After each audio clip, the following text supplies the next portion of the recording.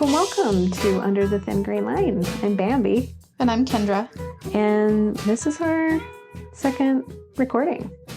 Yeah, so here we are. Thank you for being here, those of you who are here. Hi, Mom. Hi, Mom. Yes, hi, Mom. Hello, Sherry. Hello, Sherry. So we just wanted to, I don't know, should we say a little bit about ourselves? A little bit of background to a give little context introduction. To our trip to New York, kind of. Or are we introducing ourselves at all? all? Yeah, we can introduce ourselves. How about you start? Well, I'm Kendra. I'm from the Midwest in Nebraska. I grew up in a small town, really small town. How many people in your graduating class? 50-ish. I'm not sure the exact number. I should, it being that small, but it's pretty small. It was really small. Then I moved away to a bigger city in Nebraska for a good amount of time. I got a bachelor's degree in human relations because I really liked psychology and how people tick, human behavior, stuff like that. And I worked with kids throughout my 20s. I was also a bartender. So at a gay bar. Yeah. That was fun. Yeah. And you did that for how long? Just a little over a year, I think. Over a year? Yeah. And you kind of stayed in Nebraska for a while until we met and then we moved to Utah, where you're from. Yeah, where I'm from. Yep. Which I guess I can tell a little bit about myself. So I grew up in northern Utah. Pretty small town. However, I graduated with, I think it was either 400 or 600. That's a huge difference, but it was a lot of people in my graduating class. I grew up, since being from Utah, I was raised Mormon, and I kind of grew up, I felt, in a very, I want to say, kind of sheltered life, and I just wanted to kind of go outside of Utah after I graduated from high school. Though I went to Weber State University, which is in Ogden, went there for a couple of years, worked on campus in a shipping receiving department, and decided, let's go do something different. I had an opportunity to go to school in Hawaii, at BYU, Hawaii, and went there, graduated with a Bachelor's of Arts degree. Even though it was a church school, but I was able to meet people from like all around the world, which was really cool.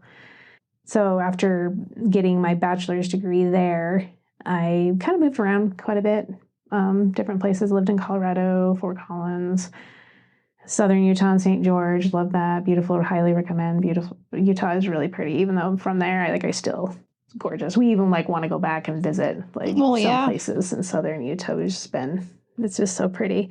I had all sorts of different jobs. I've just really quickly landscaping, a lot of warehouse work, forklifting. When I was younger, I wanted to be like a crane operator because of just machines. I just wanted to work those things. I thought would be really cool. So, and then the most recent thing is I graduated as a physical therapist assistant. And I did that for a couple years and worked in the pandemic I got kind of redeployed once everything shut down. I worked on an acute floor in respiratory and shock trauma with a lot of people who had COVID. And that was a really eye-opening, really heartbreaking to see people and not being to be with their families and people passing away. And I mean, I could go anyway. I don't want to get into all that, but that was a very growing experience, a life-turning point in my life that made me want to try to appreciate life more and stuff. So anyway, a little bit of background on us. We are married. We are married. We've been married for 3. We got married in 2020. Yeah. So it's going on 3 in October. And 9 years together, right? Yep. 9 years. 9 years together. Almost we first met in 2011 or 12 in the summer. Yeah, 2011. Through a common friend we had. We have 2 cats. We do have 2 cats. 2 fur balls we love. Javier and Figaro. Yep, Javier and Figaro. Our babies. Little fur babies. Anything else you'd like to share about yourself? No. No, not really. Well, there's obviously, I think as we talk about experiences, you'll get to know us a little bit better. But we had a trip out to New York about a month ago. Yep, in May. In the beginning of May. We were there for a week. Never been to New York. Neither one of us. Yep, never been. We wanted to go see some Broadway plays. It was kind of on your bucket list, right? You're like, I want to see a Broadway always been play. on my bucket list to go to New York and see Broadway plays. Yeah. Even though I've seen them, but not on Broadway. Yes. Not in New York. Yeah, actually in New York. And yeah, we had planned that like 6 months prior to go. And I think it was a very eye-opening, surprising experience, for sure. Yeah, because we both haven't ever met famous people. I mean, I've met Boys to Men once. Yes. And that was the only person, people I've ever met that, had any sort of fame. Mm-hmm. Yeah. So we were unprepared. Yeah. Yeah. We knew we could maybe come across people. I kind of had the idea it could happen, but I was like, attention. That's not going to happen. Like, not to me or not, Yeah. That won't happen. And then we were standing in line, waiting to go into the Prima Facie play with Jodie Comer. And Sarah Gilbert. Well, first Bambi was like, there's a famous person. It was surprising because I thought I could be prepared and be like, I'm going to act cool. If I ever see someone famous, I'll just be like, hey, eye contact. But we saw her, as you were saying, like about the same time. And she didn't see me yet. Like we hadn't made eye contact. So I looked at you when I saw her and I was like, there's a famous person. And I went to go look back and she was like making eye contact with me. And in my head, I was thinking, oh, she totally heard me say that. Oh. There's a famous person. Because she was only like 5 feet away from us. Was not too far. Super close. And then, of course, so silly. Of course, she looks over at me, smiles very warmly. Oh, yes. I might add. Oh, yes. And what did I do? I just look at her and then look down. just look down, like, oh, why couldn't I just smile warmly and just nod or say hi? But nope. I just look down very. I think I may have saved us a little bit because I did make eye contact. You did. You're the good. Second time, and I smiled, even though I felt really silly that I had said, like, I didn't even say her name. Like, she has a name, she's not, she plays Darlene off of the Connors, Sarah Gilbert, but I could not, say it in that moment. All I could say was, there's a famous person. So I was like, oh my gosh, how embarrassing. And then it was super funny because right in that moment, I saw her see Ben Platt, but you didn't see Ben Platt. No, he came from behind me. He came from behind me too, and I watched him walk really quickly with an entourage or just people, one person in front. He was just walking really fast, probably just to get through everyone. Yeah. But I saw him really quickly pass by us, and I'm like, whoa, just unprepared. Definitely. And I have been super awkward in the past, so of course, just unprepared to see, Well, when you see these people, when you see them on TV, they don't seem real. They're just, they're real. They're real. But it's like seeing them in person. I had no idea that I was going to freeze like that. Or be just I can't act normal. They're humans too. They're humans too. They go to the bathroom. They have nerves. They, they do everything that we do. But it's just weird to see them in that way. I was not prepared. I was like, why didn't I act just so cool and say hey, Sarah, love your work. I think you're great. Oh no. But that's awkward. But there's a famous person. That's what I ended up saying. So, but coming from Utah and Nebraska, we just don't come across a lot of famous people. Which makes me think kids in the Midwest that just don't get to. I've seen a few interviews with actors where they talk about how they got to see it in person, like a set, or they got to be around some famous people doing something. And just in the Midwest, you just don't get to see it. It's something that seems far off. Midwest people are very practical. It seems very fantastical. They say, oh, good luck with that. Like, don't quit your day job, you know. Yeah, Oh, good luck. who do you think you are? Yeah, you know. yeah. But to see it, to just see even those people, it's like, oh, okay. You know, maybe you could do it too, Yeah. or do something. Yeah.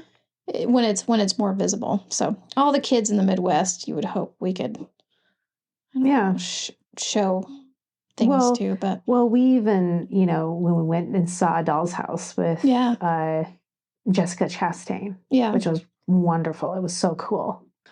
So what was interesting about the Doll's House is she starts out like before the curtains even go up, she comes out on stage. Well, the curtain was up, though. Oh, yeah, sorry. Yeah. The curtain was up because they didn't have a lot of props, or no props, sorry. 0 props aside from chairs. And she's sitting in her own chair on a swivel platform. That turns. It's like this. Yeah, I don't know. I want to compare it to like a tray, a like lazy Susan. Yeah, lazy Susan, or just swivels, you know. And she'll pick someone in the audience, it looks like, to just kind of zero in on and look at. She said that in an interview. She did say that in an interview. We didn't know that's what she was doing, though. No. At the time. We're like, oh, this is weird. Like, we still got 10 minutes before the play starts. 10 minutes, like 10 minutes of her out there on stage alone just doing that. Yeah. And it was funny because she says that people sometimes will give her air hearts, like with their hands. Like, heart. Or, you know, she'll look at them and they'll look down right away. Which is probably what I would do. Be like, oh, I'd be like, oh. Can't handle the stare. Well, because she looks at them in her character. She's not smiling back. No. She's just kind of glaring.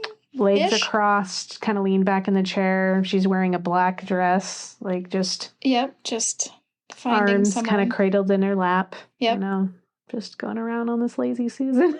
Just staring at people. Just coming around, circling around, you know, and that was different. I've never seen that before. I've never seen that. We were kind of high up because we just decided the last minute that we would, because, we love Jessica Chastain. We've seen her in a lot of things, a fan of hers. But yeah, the set was just very minimalist. Like, but their voices. Oh, the other actors that and played voices, with her. Oh my gosh. The gentlemen that were there acting with her on stage, it was just, their voices were just like rich. Just so rich. They were so rich, like beautiful. I don't know how to describe it, but it made me really so good. I love to think about, you know, psychology and human behavior and our voices and how impactful they are. They'd be great audiobook narrators or something. So good. Just, I would listen to their voices just like, yeah, you can read me anything, because it just sounds so good. It was so deep and rich, and all the actors and that were on there, they all had really good voices, which you'd have to be, you know. Oh yeah, especially when you don't have props and that's your only way of showing your character, basically. Yeah. Anyway, it was great. And then there was a funny, not to like people who haven't seen it, you know, but there's a part where she, at the very end, and the play is about her just coming to her own, right? Like being her own person, not being what her husband called her, a little bird, or my bird. What did he call her, or something? Maybe, yeah, little bird. My little bird, or something. And so she just wanted to be her own person. And so at the very end of the play, she gets up and she starts walking to the back. I want to stay like backstage left, or so. I don't know what theater terms. I forget. It's been a minute, but she starts walking to the back corner of the stage. And all of a sudden, this door just starts lifting. Garage door type. Yeah, it was like a garage door. Like a door starts lifting on the back wall, and you're like seeing New York street. You know, like with the taxis driving by and. Yep, taxis driving by. And what do you remember seeing? We saw a guy. He just was like walking. He's like looking in, like, what the. And the audience starts laughing. Well, because the guy had no clue what was going on. He had no idea. And all of a sudden, there's just this woman like walking, you know, and he's probably looking through this garage door and seeing like a bunch of people in a theater looking out this door. And she just like walks out. I'm just wondering what people think, like being on the street, not knowing that that's happening, and just being like, oh my God, like what's going on happening? Here? Yeah. And so she goes out and then hurry and runs and comes back in, because that was like the end. And then they come onto the stage and bow and whatnot. But that was really interesting. it was just kind of a cool way to do the play. And this play has been done like multiple times, and I've never seen it before. But the acting was great. The acting was phenomenal. Everybody on stage, and it just was really cool to see. Yeah. Prima facie, those who don't know or ever like heard of this play, it was first done in London, right? It started, Susie Miller wrote it. I think they did a run in Australia. Yeah. Yep, they did a run in Australia, and they brought it to London. And then it got put on Broadway in New York, and that's where we saw it. Anyway, so I'm actually looking at the website right now, like to say like what it summarizes way better than I would probably put it together. I get the idea of what it's about. But anyway, so it says that it's about a barrister named Tessa who loves to win. And she has worked her way up from a working class origins to be at the top of her game, defending, cross-examining, and lighting up the shadows of doubt in any case. An unexpected event forces her to confront the lines where the patriarchal power of the law, burden of proof, and morals diverge. That's actually a really good way to put it. But it's very, very heavy. It's very heavy. It's a trigger warning for sure. For people sexual who are assault. going to go see it. Yes. She ended up winning a Tony for it, though. Yeah, it opens up dialogue on consent and sexual assault. Yeah. And how our society can, change. I don't know how to, while watching the play, well, especially with Jodie Comer, because she's just so fast and there's so many words and you're just trying to take in, what's going on. I mean, she's by herself. I mean, dialogue, one person. The crazy amount of dialogue. I don't know how. I did a little bit of theater in college. Like my bachelor's was a little bit of theater and art. So I was in plays, but very minor roles, like 5 lines. Yeah. Not very much. So just to see her do one person play, a one woman play where she is just not talking to anyone. No one's taking up time and space on the stage. She's it. And I think that says a lot with someone that's able to do something like that. I had to sing on stage and in a play, and then also I had to open a scene with laughing, and I think maybe we had 2 performances, and I probably on the second performance didn't open the scene laughing. They had to just start it because that's how nerve-wracked I was. This was in high school, right? Yeah, in high school. So I can't even imagine, I mean, I was in show choir and I performed singing, but with a bunch of people. So it wasn't like something. All eyes on you. All eyes on you. Like I was with a group of people singing and dancing and whatever. Yeah, but whatever you have you. Crazy. People should see it. Yeah. She's amazing. Yeah, definitely. The more I look up acting, it's just, I can't believe how much you have to just let go maybe of your own, you have to let go of your own ego. Yep. And just perform. And that's like when you think about it as someone who's shy, it's very interesting. As an introvert, especially. The actors just let go. And they just are. And it's brilliant. Yeah, it's really fun to watch and see what people are capable of doing. Yes. Or just looking at it like, this must have been pretty scary to think, oh, I'm the only person on stage. This is me. Like, if I don't do this, you let down so many people. Yeah. She has people flying from different countries to see her. Yeah. I mean, a lot of stamina and a lot of taking care of yourself. And having a good headspace. Yeah. Making sure your thoughts are on point. And other people that are helping her too. Like, she's not doing this by herself. She definitely has a lot of people helping her. Being in New York, seeing so many people doing so many different things. We didn't think we would like it. I didn't think I would like New York. I didn't think, as in, I just wanted to go to see the major things like Statue of Liberty and the 9/11 Memorial, where the Twin Towers were, right? The Empire State Building. Like all of these Brooklyn really Bridge. Cool landmark historical things.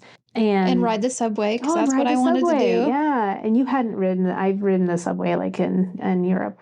when I traveled there a couple times. But I'd never ridden the subway. Yeah. I've ridden a train, but never the subway. Never the subway. So that was a fun experience, and I could see how people wouldn't need cars living there. But that was the one thing about New York that I just didn't understand is just the public transportation system and how good it is. Yeah, you can get anywhere if you want on just public transportation. Yeah. Here it's like, yeah, right. There's no bus in the middle of. Here you have to have a driver's license if you want to go anywhere. Yeah. Yeah, you could probably use Uber, but it's a lot of money because you're like out in the middle of nowhere. So you definitely need your own car to get around. Yeah. But yeah, we could consider living there for a couple of years. Well, I tried to come in thinking that I'll just see, but I know I have a sometimes hard time with a lot of people. But like some of the places didn't have a lot of people. Central or Times Square did, so that was kind of rough. And I was really surprised that people didn't run into us as much as I thought they would. Like, you mean as we were walking? As we were walking through the crowds of people, I'm kind of surprised that it just moved in a way that I just didn't get bumped into as much as I thought I would. There's just so many people that were walking the streets that probably were there for the first time. And I don't know why I was naively thinking like, oh, we're going to be so obvious that we've never been there before. But there's like people walking around with suitcases rolling around on the sidewalk. And I was like, oh my gosh, who was I?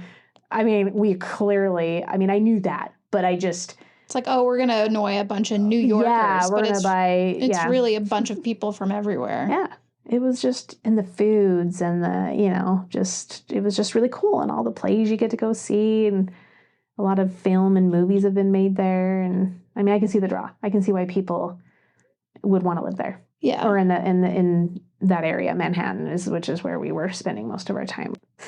But how interesting. We did go to Central Park, so we saw the nature part of, it was gorgeous. And we took a tour and learned about how Central Park kind of came to be and how they all the work it took built to it get up. I didn't even realize that that was very interesting. And we learned about the elm. Is it the elm tree that does not exist anywhere else but in Central Park? Is that right? The idea that there was some sort of bug that attacked or a disease that attacked all the elm trees. So our tour guide made a comment that elm trees were everywhere at one point. All over. So he made a comment that if you live in a small town in the U.S., you probably have an elm street. Yep. But you probably don't have elm trees. Elm trees. Yeah. So that was really interesting to learn. They're they thrive here because they're pretty isolated. Yeah. Like everything around Central Park has concrete buildings. And then it's like, boom, here's this park. We actually came at a really good time too. He had said a week or two prior, all the leaves were still, they hadn't even sprouted yet. So we came at a great time. It was very green. Very green. The weather was awesome. Weather was in high 70s, mid 70s. We walked 11 miles second week of May, so recommend going first part of May. It was really, really pretty. You can walk a lot of places. Yeah, we walked a lot. We did. It was just really easy to get to places in just Manhattan, from when you the top of Central Park down to the lower Manhattan. It was really cool. We did a lot of walking, and I'm grateful we were able to walk that much to see everything. But if you couldn't, you could take public transportation and whatnot, So, is there anything else you want to talk about our experience there in New York? We had good food. Oh yeah, lots of good food. Lobster. It was really nice to eat right before we went to a play. Yeah. But just to make sure that if there was a place that you wanted that needed reservations, that we got in right when after making a reservation for whatever time. That was nice. Yeah. We learned a lot. I think I'm grateful because I think I learned a lot about public transportation. Yes. When it comes to subways and buses, and if we were to travel anywhere else that kind of had. We did have an Airbnb in New Jersey that took a little bit. Maybe next time, maybe we would want to be in. Yeah, I think that would in save Manhattan us, or in near closer. I mean, it did save us money, but it also was more time. So you have to kind of I'm all about, in which you usually help me with, like, just about the money. Like, it's just cheaper, babe. It's just cheaper. And you're like, yeah, but like, 30-minute bus ride. It's like it's our both time. way. It's our time. So you're always about time and experience. And I'm usually like, money. Time like, is what's super the important. Cheapest? And now you're helping me appreciate more of like it's about the experience and having more time to have those experiences. But we did have some interesting, like, the bus situation going from New Jersey to, to New York. Where the bus broke down. Yeah, the bus broke down. On us. But what did we have in There was a reward? lovely sunset, and I wasn't upset at all. No. Bambi usually gets upset about things. But I wasn't really upset about that. I was like, oh, bummer. I mean, I was thinking like, well, geez, we just paid like $4 for each of us. Fear of loss. Yes, I do have a fear of loss and money. I do. Money. Yes. That is one thing I am trying to work on. It's not all about the money, but I wasn't really upset because I also knew that we weren't that far away from getting home. Like, we were maybe a half a mile, but we saw a beautiful sunset, which we would not have been able to appreciate had we been on the bus for the rest of the way. Yeah, that's true. So I'm trying to think of anything else. Would highly recommend going if you've never been to New York.